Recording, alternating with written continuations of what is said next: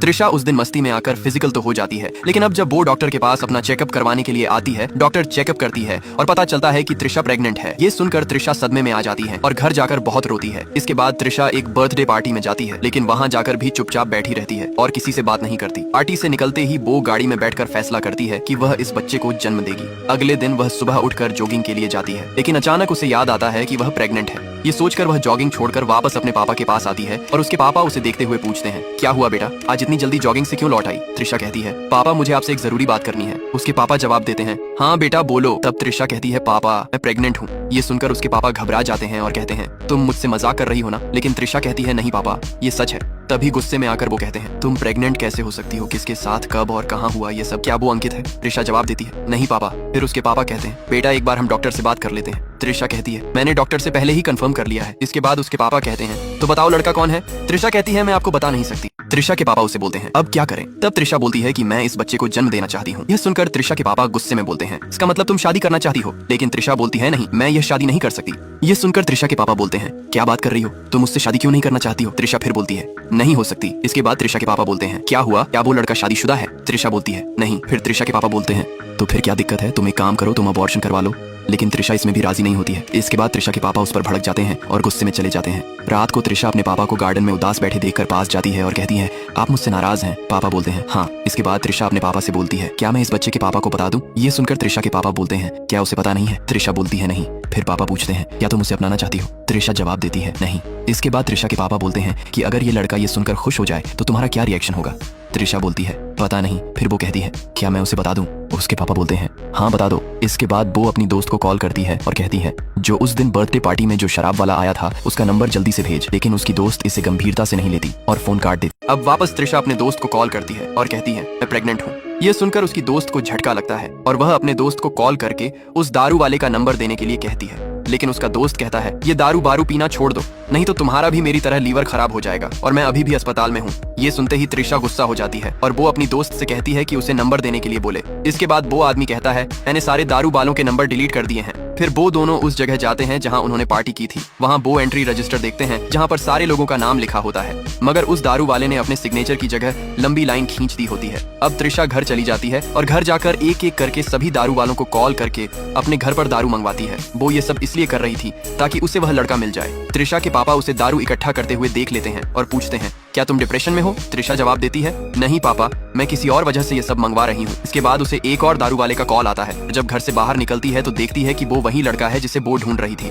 त्रिशा बहुत खुश हो जाती है और दौड़ते हुए जाकर उस लड़के को गले लगाती है। ये दोनों एक दूसरे को गले लगाने के बाद गाड़ी में बैठ जाते हैं। रास्ते में वह लड़का पूछता है, तुम्हें मेरा नंबर कहाँ से मिला? त्रिशा बोलती है, बोल मत। उसके बाद वह लड़का कहता है, क्या हुआ तुझे? मेरी परफॉर्मेंस ने हिला दिया या फिर से कोई पास के होटल में चले? इसके बाद त्रिशा उससे उसका नाम पूछती है। लड़का कहता है, विशाल। फिर दोनों होटल में जाते हैं। वहाँ त्रिशा कहती है, मुझे तुमसे एक बात करनी थी। विशाल कहता है, बोलो। त्रिशा बोलती है, लास्ट टाइम हमने जो किया था वह तुझे याद है ना? विशाल कहता है, हाँ सब कुछ डिटेल में याद है। त्रिशा बोलती है, मैं प्रेग्नेंट हूँ। ये सुनकर विशाल उदास हो जाता है और कहता है, क्या ये कंफर्म है? त्रिशा बोलती है, अगर कंफर्म ना होता तो मैं तेरे पास क्यों आती? फिर त्रिशा कहती है, मैं इस बच्चे को जन्म देना चाहती। इसके बाद विशाल रोते हुए उदास होकर कहता है, मैं अभी सिर्फ 22 साल का हूँ, कोई मुझे पापा पापा बोले ये तो अजीब लगेगा। ऊपर से मैं अभी सेटल भी नहीं हुआ हूँ। अगर शादी करूंगा तो इतनी बड़ी जिम्मेदारी कैसे उठाऊंगा? ये सुनकर त्रिशा कहती है, मैं तुझसे शादी नहीं करने वाली। तेरा और मेरा नहीं जमेगा। तुझे कोई जिम्मेदारी नहीं उठानी पड़ेगी। मैं अकेली ही इस बच्चे को संभाल लूंगी। मैंने इसलिए तुम्हें यह बात बताई क्योंकि यह तुम्हारा भी बच्चा है। त्रिशा से यह सब सुनने के बाद वह कहता है, मेरा दिमाग बंद हो गया है, मैं बाहर जाकर एक सुटा मार कर आता हूँ। यह कहकर वो बाहर चला जाता है। उधर त्रिशा मन ही मन में सोच रही थी कि कैसा डरपोक लड़का है जो कि प्रेगनेंसी की बात सुनते ही घबरा गया। विशाल सुटा मारकर अंदर आता है और कहता है, मैं काम नहीं छोड़ूंगा। त्रिशा उससे कहती है, कल मुझे चेकअप के लिए जाना है। वह लड़का जवाब देता है, मैं भी साथ आऊंगा। अगले दिन दोनों चेकअप के लिए जाते हैं और जब त्रिशा का चेकअप हो रहा था तो वो लड़का मॉनिटर देखकर डॉक्टर से तरह तरह के सवाल करने लगता है। चेकअप के बाद विशाल डॉक्टर को पैसे देने की कोशिश करता है, लेकिन डॉक्टर पैसे लेने से इनकार कर देती है क्योंकि वो त्रिशा की बुआ है। उसके बाद त्रिशा कहती है, डॉक्टर को सीधे पैसे नहीं दिए जाते बल्कि रिसेप्शन पर दिए जाते हैं। इसके बाद त्रिशा उसे बाहर छोड़कर अपने घर चली जाती है। घर पहुंचते ही त्रिशा के पापा उससे कहते हैं, मुझे उस लड़के से मिलना है, लेकिन त्रिशा मना कर देती है। उसके पापा फिर जिद करते हैं, मुझे उससे मिलना ही है। त्रिशा कहती है, अगर आप उससे मिलेंगे तो आपकी उससे लड़ाई हो जाएगी। इसके बावजूद भी त्रिशा के पापा जिद पर अड़े रहते हैं, जिसके बाद त्रिशा कहती है, ठीक है। अब त्रिशा विशाल को रेस्टोरेंट के बाहर बुलाती है और कहती है, मेरे साथ चलो, डैड तुमसे मिलना चाहते हैं। यह सुनते ही विशाल कहता है, हाँ मिलेंगे, मगर उन्हें मुझसे क्या काम। जिसके बाद त्रिशा कहती है वहाँ जाकर पता चल जाएगा। अब दोनों गाड़ी में बैठकर घर चले जाते हैं। घर पहुँचते ही त्रिशा विशाल से कहती है डैड से मिलो। त्रिशा के पापा विशाल को देखते ही अजीब सा मुंह बनाने लगते हैं। फिर वे विशाल से पूछते हैं तुम क्या करते हो। विशाल जवाब देता है मैं दारू बेचता हूँ। यह सुनकर त्रिशा के पापा हैरान हो जाते हैं। यह सुनते ही त्रिशा के पापा त्रिशा से कहते हैं समझ गया, इसीलिए तुमने बेडरूम में इतनी शराब जमा की है। फिर वह कहते हैं क्या तुम्हारे मम्मी पापा जानते हैं कि तुम यह सब करते हो। विशाल जवाब देता है मेरे मम्मी पापा नहीं हैं। यह सुनते ही त्रिशा के पापा की आंखों में आंसू आ जाते हैं। त्रिशा पूछती है कोई तुम्हारा ख्याल नहीं रखता। विशाल जवाब देता है हाँ रखते तो हैं, लेकिन मैं किसी पर बोझ नहीं बनना चाहता, इसीलिए मैं दारू बेचकर अपना गुजारा कर लेता हूँ।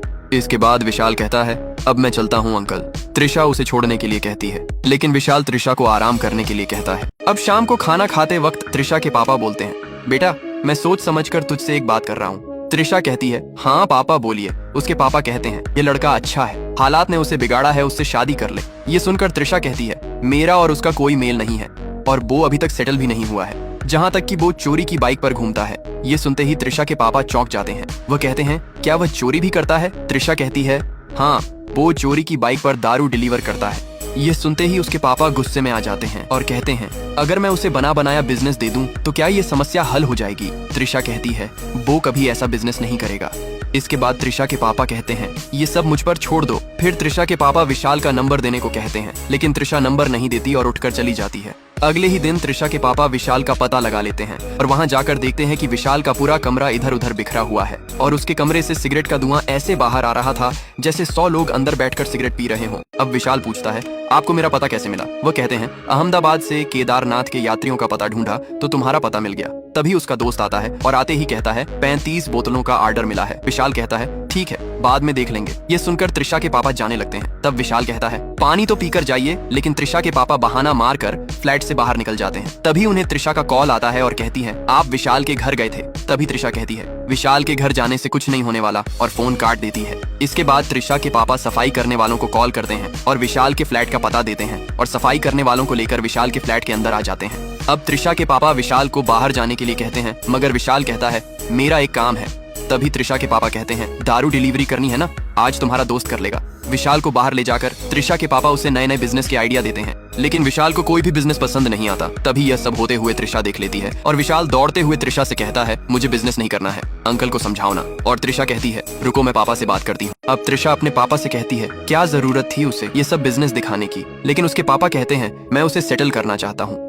ये सुनते ही विशाल बोलता है अंकल मैं सेटल हूँ। इसके बाद त्रिशा कहती है कि आप यह सब क्यों कर रहे हो। तभी उसके पापा जवाब देते हैं तुम दोनों को एक साथ देखने के लिए। ये सुनते ही विशाल बोलता है इसका मतलब आप चाहते हो कि हम दोनों लिविंग में रहे। ये सुनते ही त्रिशा हंसने लग जाती है। इसके बाद त्रिशा के पापा बोलते हैं अगर तुम कल को बच्चा पैदा करोगे और वो बच्चा बड़ा होकर कल को स्कूल जाएगा तो उससे कोई पूछे कि तुम्हारा पापा क्या करता है तो वह क्या कहेगा कि मेरा पापा दारू बेचता है। ये सुनने के बाद विशाल कहता है मैं अपने बच्चे के लिए कुछ भी करने के लिए तैयार हूँ, लेकिन मैं अपना धंधा नहीं छोड़ूंगा। विशाल की ऐसी बातों से वो मान जाते हैं और त्रिशा के पापा त्रिशा को विशाल के साथ भेज देते हैं। विशाल त्रिशा को अपने घर ले जाकर अपना घर दिखाने लगता है और कुछ समय मजाक मस्ती के बाद वो दोनों बाइक लेकर बाहर घूमने चले जाते हैं। अब घर आते ही वह दोनों एक दूसरे को हग करते हैं और फिजिकल होने ही वाले होते हैं।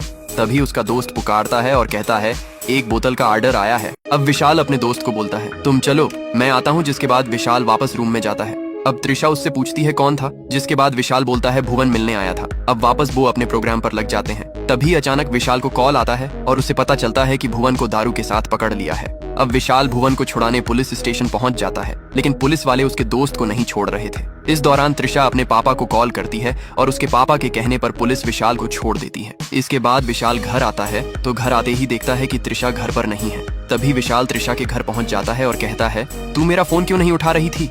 तभी त्रिशा बोलती है मैं कुछ सामान लेने आई थी। विशाल कहता है आज मैं कुछ अलग ही महसूस कर रहा हूँ, चल दोनों शादी कर लेते हैं, मैं ये सारे 2 नंबर के काम छोड़ दूंगा। इसी दौरान त्रिशा के पापा आ जाते हैं और वे उन्हें कहता है मैं त्रिशा से शादी करना चाहता हूँ। यह सुनकर उसके पापा की खुशी का ठिकाना नहीं रहा। जिसके बाद विशाल त्रिशा को गोद में उठाकर ले जाता है और ये कहानी यहीं पर एंड हो जाती है।